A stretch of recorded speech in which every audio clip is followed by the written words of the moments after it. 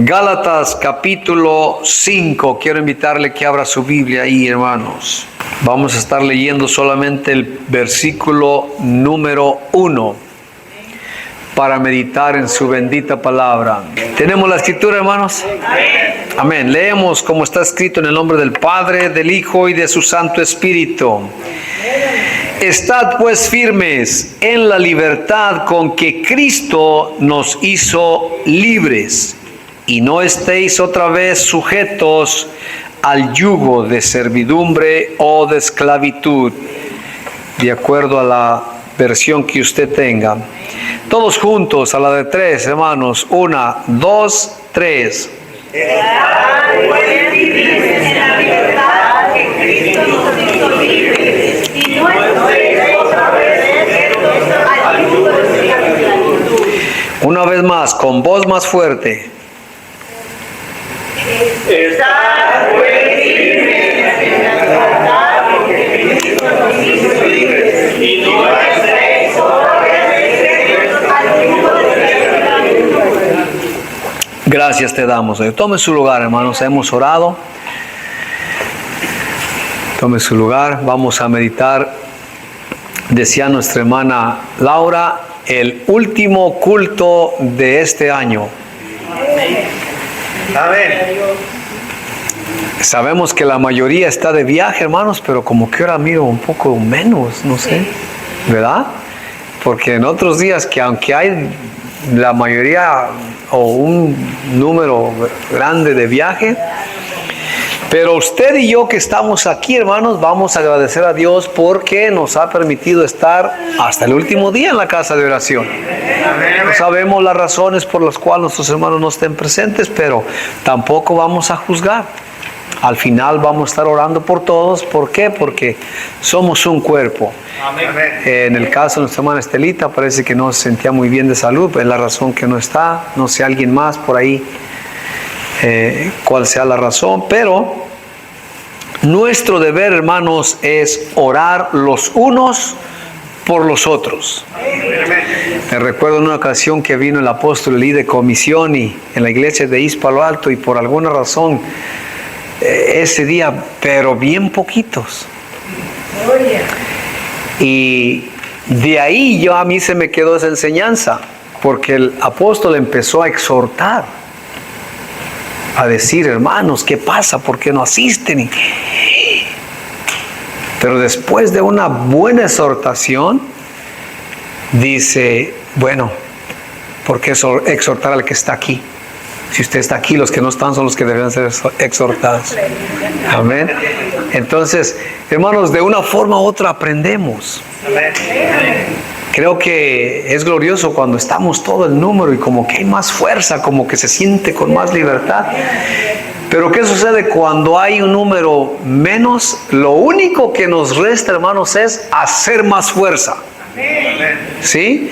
Si estuviésemos todos, sería menos fuerza porque entre todos es más fácil. Pero cuando somos menos, hay que hacer más fuerza para glorificar el nombre de nuestro Dios, porque ese es parte de nuestro llamado, glorificar a nuestro Señor Jesucristo. Amén. Así es de que adoremos al Señor y honremos su presencia, hermanos. Dice este versículo que leímos, estad pues. Y esa expresión de pues es después de haber dicho una serie de cosas antes. Si usted regresa al capítulo 4, lea todo el capítulo 4 y va a entender por qué dice el apóstol Pablo en el capítulo 5, versículo 1, estad pues firmes en la libertad con que Cristo nos hizo libres. Número 1. ¿Quién ha sido libre? Aleluya. Todos, hermanos, en el momento que confiamos nuestra vida, nuestras fuerzas, nuestra esperanza en las manos del Señor Jesucristo, desde ese momento, hermanos, fuimos liberados. En una ocasión, hermanos, en el capítulo 8 del Evangelio de Juan, si gusta, vamos ahí.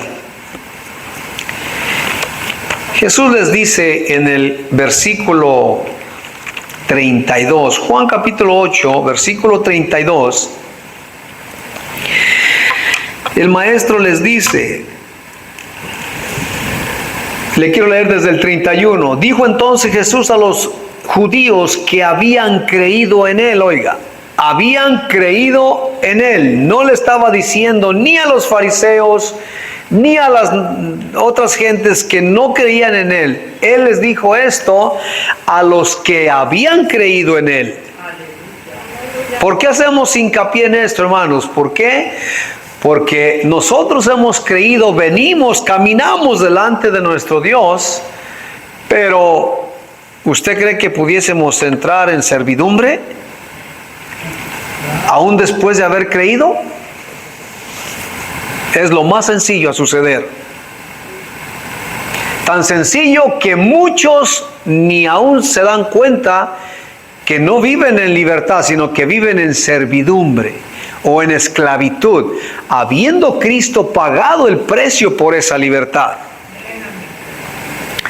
Dice la Escritura en el versículo 31, y dijo entonces Jesús a los judíos que habían creído en él, si vosotros permanecieseis en mi palabra, seréis verdaderamente mis discípulos,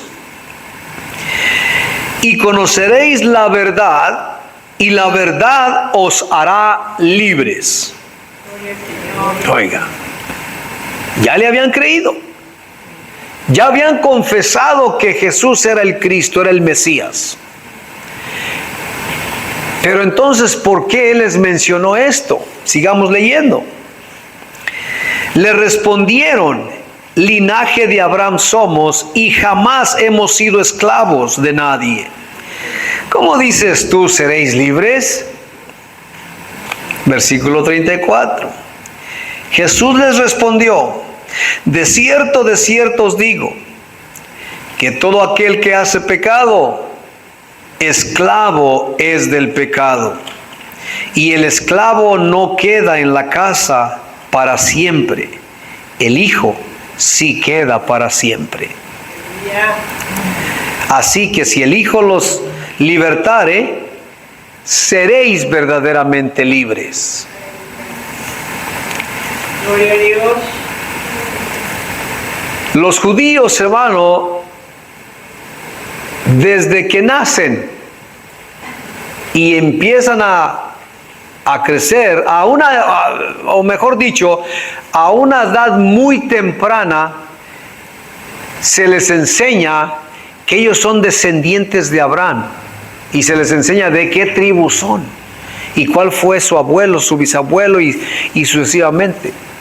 Entonces ellos crecen, hermanos, con un entendimiento claro y pleno de que son descendientes de Abraham. Pero eso no quita que pequen en este mundo.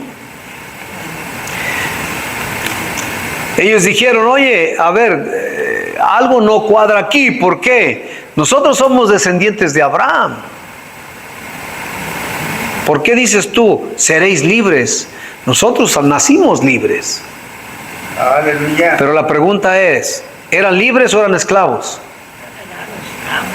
Eran esclavos del Imperio Romano. Pero Jesús ni siquiera eso les trajo a la memoria. ¿Por qué les hubiera dicho, son libres? Díganme, ¿a quién pagan ustedes tributo? Si fueran libres, ustedes serían los que reciben el tributo, pero ustedes pagan tributo a Roma, así es de que Roma está enseñoreado de ustedes. Aleluya. Pero Jesús no entró en asuntos políticos,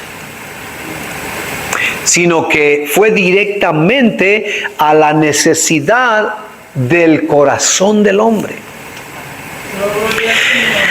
Y les dice, miren, ustedes dicen que son descendientes de Abraham, y dicen verdad, pero déjenme decirles una cosa, el que hace pecado, esclavo es del pecado. Así de simple. El que hace el pecado, esclavo es del pecado. Y ahí la importancia de saber y conocer qué es pecado. El sábado, si Dios nos permite, hermanos, vamos a hablar algo acerca de ello. Porque hay veces que no nos damos cuenta que estamos practicando alguna clase de pecado y creemos que todo está bien. Bueno, déjenme decirle, hermanos, que el pecado hace división entre Dios y el hombre. Y no importa cuánto nosotros cantemos, gritemos y le digamos: Jesús, yo te amo. Sí, yo sé que me amas. Yo conozco tu corazón. Pero ¿qué hay de esto, de esto, de esto y de aquello? El pecado, dice en Isaías 59, hermanos, que la mano de Jehová no se ha juntado o no se ha recogido para levantar, ni su oído se ha agudado para escuchar. Esto quiere decir que su brazo sigue extendido y su oído sigue atento para escuchar. Pero habla y dice: vuestros pecados son los que hacen división entre ustedes y yo. Pensemos, ¿qué es pecado? Los judíos se ampararon en que eran descendientes de Abraham. Pero si usted sigue más adelante, va a leer que al final de cuentas dijeron: crucifícalo, mátalo, mátenlo. Imagínense. Entonces, Aleluya. el que hace pecado es esclavo del pecado. Y esto es algo que es muy necesario, hermanos, tener en cuenta. ¿Por qué? Porque Dios es el que conoce todas las cosas. Nosotros vemos solamente lo que está delante de nuestros ojos. Pero si entre nosotros, que somos limitados, alcanzamos a ver y discernir cosas que no son correctas, imagínense nuestro Dios. Yo puedo ver lo que usted hace visiblemente, y por ahí a veces me toca escuchar también cosas que no son muy agradables. Pero yo no conozco lo profundo de su corazón. Pero al Dios que yo sirvo, créame, Aleluya. todavía no está la palabra en nuestra boca y Él ya la sabe. Amén, amén. Y es muy recomendable tener en cuenta esto: conoceréis la verdad y la verdad os hará libres. ¿Cuál verdad? Dijo aquel día o en una ocasión Pilatos. ¿Qué es la verdad? Bueno, la palabra es la verdad. Las cosas que son reales y visibles es la verdad.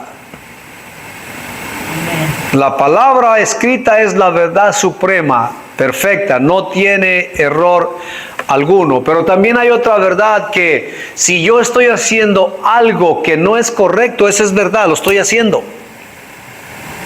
Y por naturaleza el ser humano siempre busca el querer cubrir aquello.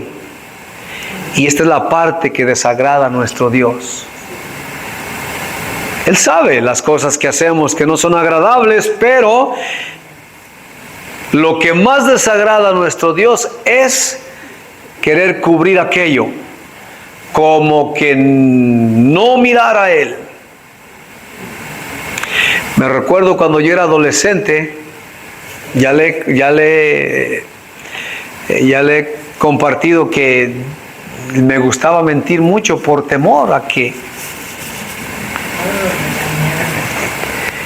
Pero aún así, hermanos, en la adolescencia no hay mucho entendimiento de las cosas, y llegó a haber veces que me decían: yo te estoy mirando lo que estás haciendo y lo estás negando. Y yo miraba como que aquello se enfurecía más la cosa. Y decía: pero ¿por qué se enoja si no es tan grave? No era tanto que fuese grave o no fuera grave, sino lo que causa ira y enojo es viéndolo y negándolo. ¿Cómo se siente? ¿Le ha tocado vivir algo así? Que usted por ahí ya haya sido a sus hijos, a alguien de su alrededor, le dice, vamos a decir: me estás mintiendo. No. Te estoy mirando. El niño, el típico niño, se comió el chocolate de mamá y no tenía que comérselo. Trae todo el chocolate en la boca y la mamá pregunta a todos los, ¿quién se comió el chocolate? Y el que se lo comió dice, yo no. Yo no. ¿Quién se comió el chocolate? Y él, yo no. Te estoy viendo. No, yo no fui. Mira, ven. Lo lleva ante un espejo. Mira, fíjate. Hermanos, como adolescentes o niños, es de entenderse. Pero como adultos, es algo serio. Bien, la naturaleza humana siempre va a querer llevar a cabo. Acordémonos de Adán y de Eva. El típico ejemplo, hermano, y la historia sigue repitiéndose, sigue repitiéndose. ¿Qué dijo Adán cuando el Señor lo trajo a cuentas? Y le dijo, espero que no hayas comido del árbol que dije que no comieses.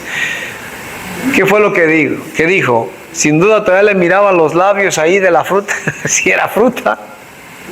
Y Adán, ¿qué dijo?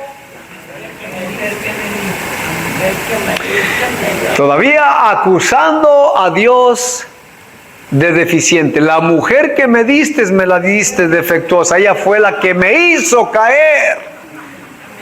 Ella fue la que me indujo. ¿Para qué me la diste así? Espérate tantito. A ver, mujer, ¿por qué hiciste lo que hiciste? ¿Y qué dijo la mujer? Lo siento, no debía haberlo hecho. ¿Qué dijo? La serpiente. La serpiente me engañó. ¿Cómo que te engañó un animal sin raciocinio? ¿Me engañó? Espérate tantito. Va con la serpiente y a esa sí no le pregunta, sino que ahí mismo la sentencia. No le pregunta, ¿por qué hiciste eso que hiciste? No. Lea nuevamente esa parte y usted se va a dar cuenta que dice, por cuanto hiciste esto, te arrastrarás sobre tu pecho y polvo vas a comer. Y desde ahorita te voy a decir, va a haber enemistad entre la mujer y tú, porque ambos se prestaron para eso. Con la diferencia que yo voy a abogar por la mujer, pero por ti no. Tú le vas a herir en el calcañar, pero ella, la simiente de ella te va a herir en la cabeza. Y ahí quedó marcado. Usted y yo tenemos esperanza, mis amados hermanos, en todo tiempo. El proverbio dice, el que reconoce su falta y se aparta de ella, alcanza misericordia y prospera. Pero este sujeto, no más, está condenado ya. Aleluya. Alguien un día dijo, oye, si el diablo se arrepiente, ¿el Señor lo perdonará? Ese sí no tiene alternativa, está destinado a su final como Dios lo ha determinado. Amén, amén. Hermanos, en la trayectoria de esta tierra, pareciera ser que la misma necesidad es en todo el tiempo del ser humano. Este versículo primero que leímos, estad pues firmes con la libertad con que Cristo nos hizo libres, nos lleva a recordar, hermanos, los tiempos cuando Israel fue sacado de la esclavitud. Cuando Israel fue sacado de la esclavitud, dice la Escritura que levanta el Señor a Moisés y lo manda y le dice, ven porque vas a ir nuevamente a Faraón y vas a decirle que deje salir a mi pueblo. Y la controversia se hace similar. Y si llego a tu pueblo y tu pueblo no me cree, oiga, la incredulidad. Bueno, mira Moisés, ¿qué tienes en tu mano? Una vara, ¿ok? Ponla ahí en el piso. Y la vara, dice la Escritura, que se convierte en serpiente y Moisés por allá rodeándola porque sentía que le iba a morder. Vuélvela a tomar. Y se volvió nuevamente vara.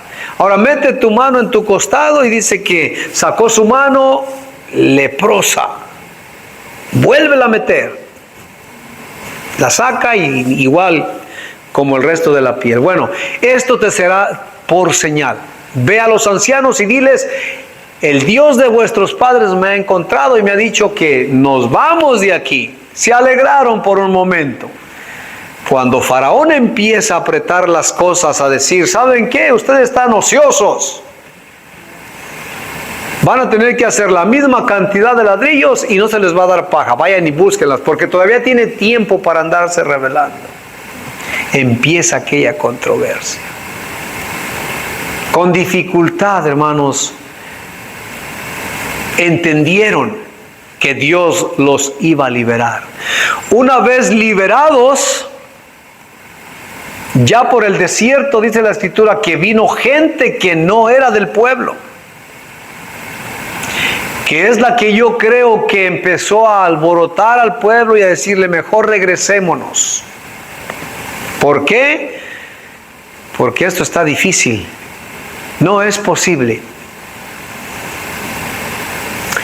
No quiero alargarle mucho esto, pero a través de todo el camino, hermanos, fueron quejándose y quejándose y quejándose y quejándose, pero a la misma vez Dios llevando a cabo su propósito. Lo cual quiere decir, hermanos, que quejándonos o no quejándonos, el propósito de Dios sigue hacia adelante. Esto es lo glorioso. A Dios no lo detiene ninguna circunstancia, ni ninguna oposición, ni ninguna cosa que se interponga a lo que ya Él tiene planeado. Gracias, Señor. Pero ¿qué es mejor? ¿Vivir en libertad o vivir en servidumbre? ¿Qué es mejor? Hasta por lógica, hermanos, es mucho mejor vivir en libertad. ¿Por qué prestarnos a seguir esclavizados? Se entiende que en este país se vive en libertad, ¿cierto? ¿Es un país libre o no? ¿Sí? Pudiéramos decir que sí. Aparentemente, si hay algo de lo que el gobierno norteamericano se mofa por décadas, hermanos, es por la democracia en la cual su país vive.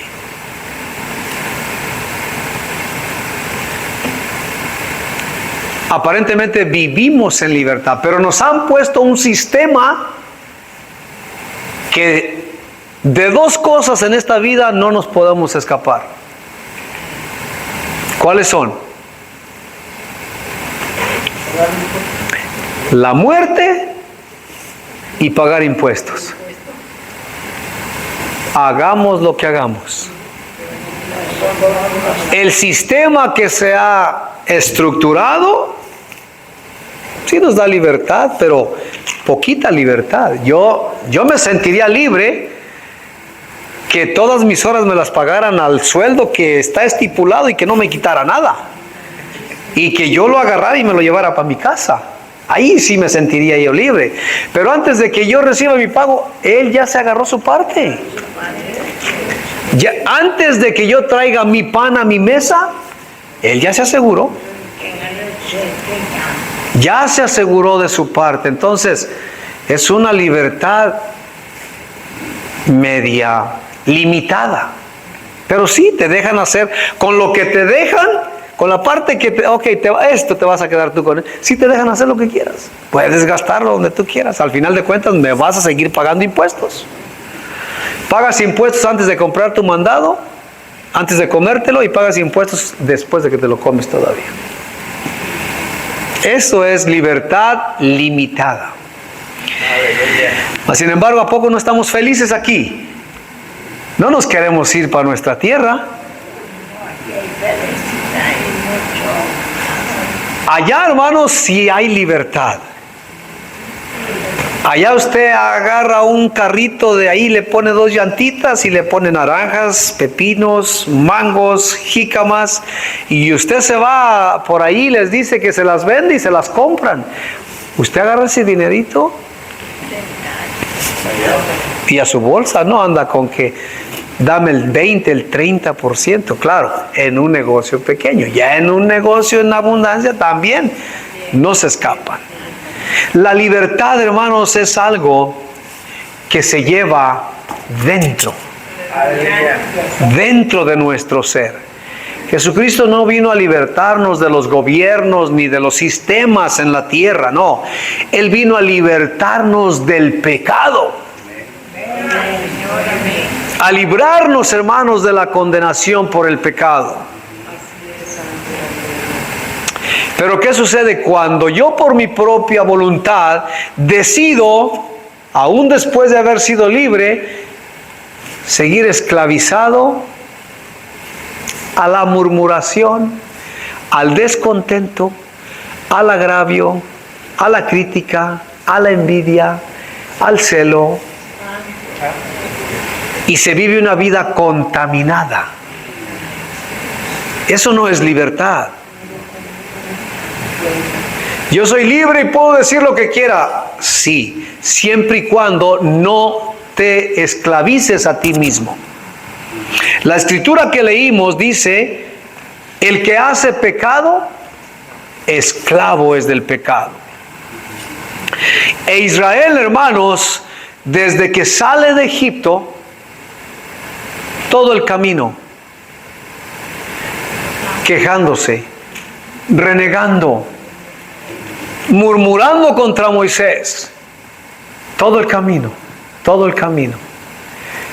Y Jehová le dice a Moisés en un momento: apártate, esto es glorioso, apártate. Voy a destruir este pueblo porque ya me llegó hasta la copa ya. Apártate. Lo voy a destruir y a ti te voy a poner en otro pueblo más grande.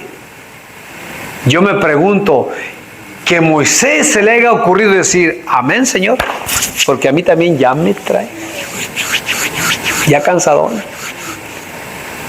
Pero Moisés, hermano, guiado por el Espíritu de Dios, fíjese las palabras de sabiduría que le fueron puestas en los labios de un hombre que vivía en libertad independientemente de todas las dificultades que tenía al ir cruzando por el desierto. Jehová, si vas a hacer eso, borra mi nombre del libro de la vida.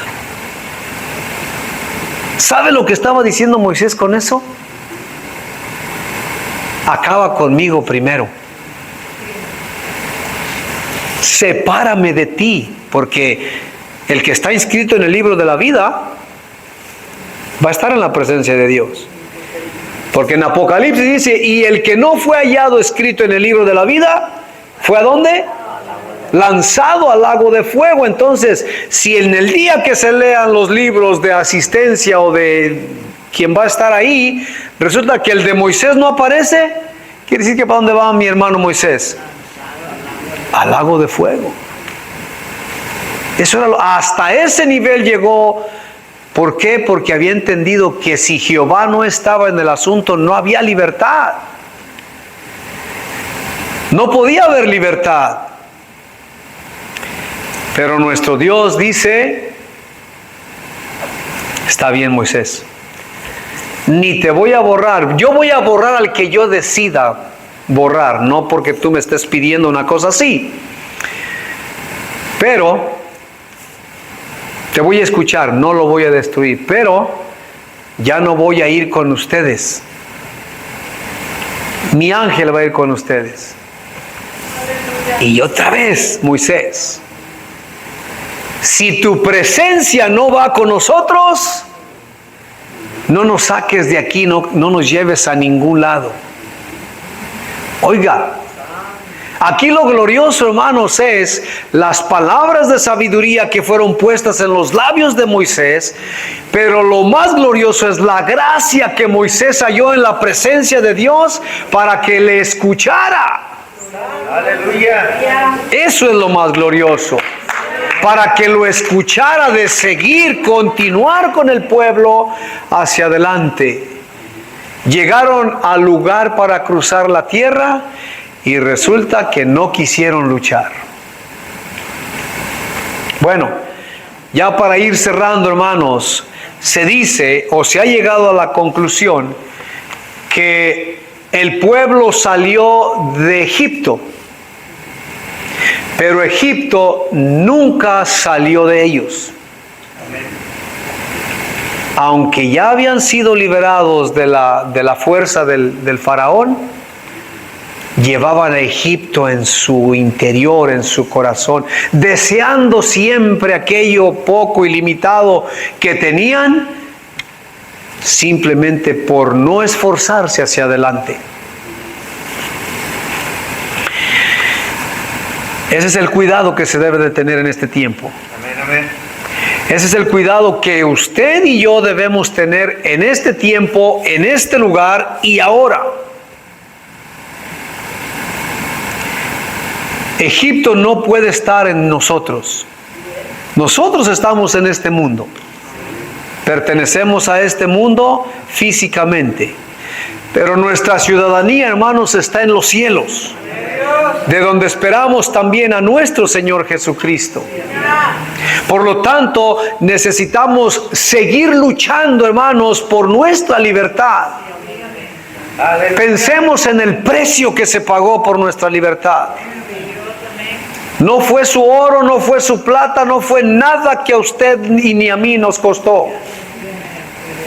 El precio que se pagó por nuestra libertad fue la sangre y ese sacrificio de nuestro Señor Jesucristo. Y nosotros debemos luchar, así como el apóstol Pablo dijo a los Gálatas: estad pues firmes, manténganse firmes en esa libertad. Y no demos lugar, hermanos, a lo que nos acecha. ¿Por qué? Porque nunca vamos a librarnos del acecho. Siempre va a existir el acecho. Aprendamos a discernir. Aprendamos a entender cuando alguien viene con algo que no es para edificación. Así sea mi propia esposa. Así sea mi propio esposo. Cuando, hermana Sandra, cuando el hermano Alex venga y le diga: ¿sabes qué? El pastor ya me cansó. Usted diga: no, mi amor, no te canses. ¿Sí? Sigue en tu libertad. Aún por muy cercanos que seamos. Hay otra parte, hermanos, que la libertad de la iglesia no solamente me corresponde a mí, nos corresponde a todos. La libertad de la iglesia para agradar a nuestro Dios nos corresponde a todos. Así es de que si ahí algún momento hay alguien que venga a querer contaminar, usted dígale: mi hermanito, mi hermanita preciosa, haga lo que hace la hermana Julita, yo te amo mucho, una expresión de amor grande, pero lo que me estás diciendo no edifica. Lo que me estás diciendo no es agradable en los ojos de nuestro Dios. Lo que estás hablando no edifica, no ayuda. Es pecado. Aleluya. Con amor. Dios. Porque debe ser corregido. Todos nosotros somos, hermanos, los indicados para luchar por nuestra libertad, pero también por la libertad de la iglesia. Acordémonos de esto. Ciertamente un servidor tiene la mayor responsabilidad. Sí, claro que sí, la acepto y la abrazo con alegría y contentamiento, pero es de todos también. Amén. Es de todos luchar por la libertad, hermanos. Pero para eso quiero llevarlo solamente a un versículo para terminar. Hoy vamos a terminar temprano porque es el último culto. Exacto. Vamos, hermanos, a la carta que escribe el apóstol Pablo a los romanos. Bendito es Dios. Recordemos este versículo. ¿De quién es la responsabilidad, hermanos, y el deber de velar por la salud de la iglesia? ¿De quién?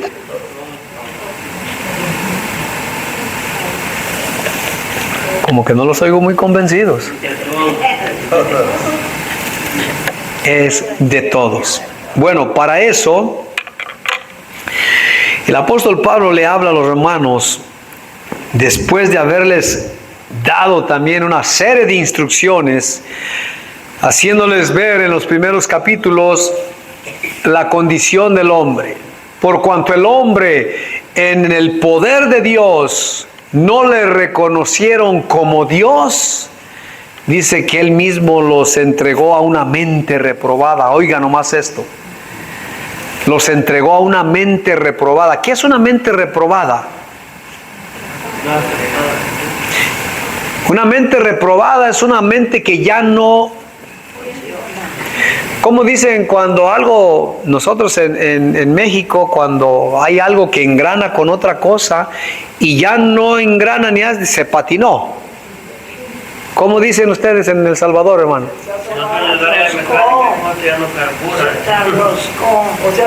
Se sobó. Ya, nomás da vuelta, pero ya no hace su función. Yo he escuchado esas expresiones que les dicen a algunas personas, quedó sobado.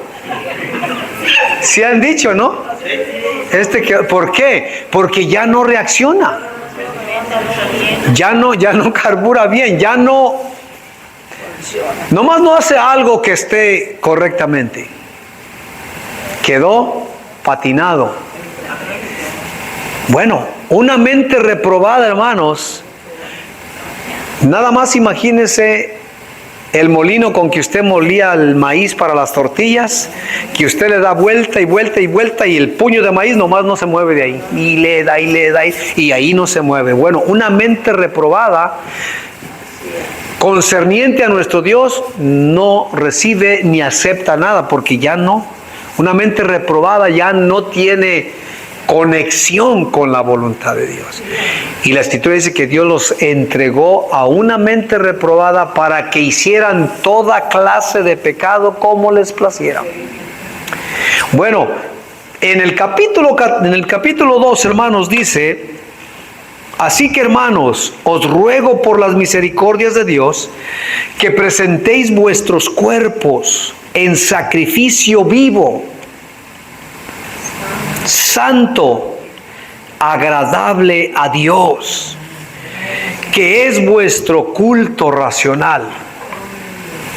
Para poder, hermanos, abrazar esa tarea de vigilantes por la salud y por la libertad de la iglesia, es necesario presentar nuestros cuerpos en sacrificio. ¿Y qué es este sacrificio? Que nos aten de manos y pies y nos pongan sobre un montón de leña y nos degollen para hacer sacrificio. No. Tan solo el hecho, hermanos, de restringir nuestra naturaleza como seres humanos, estamos sacrificando nuestra vida, no poniendo oído a lo que no edifica ni lo que no agrada a Dios, ni mucho menos da honra a Dios. Aunque a veces el que te quiero contar algo, qué rico siente el oído. Ay, que no te tardes, hazte para acá porque no quiero que me oigan. Y ay, vamos para allá. Alguien dijo, el chisme no edifica, pero ¿cómo entretiene? Tan solo el tener la valentía, mis amados hermanos y hermanas, decir, eso no es para bien. No lo hagamos. Oremos. O si vamos a prestar oído, sí, eso es incorrecto, porque hay veces que se practican cosas malas y nos dicen, no, pues sí es incorrecto. Pero hasta ahí dejémosla.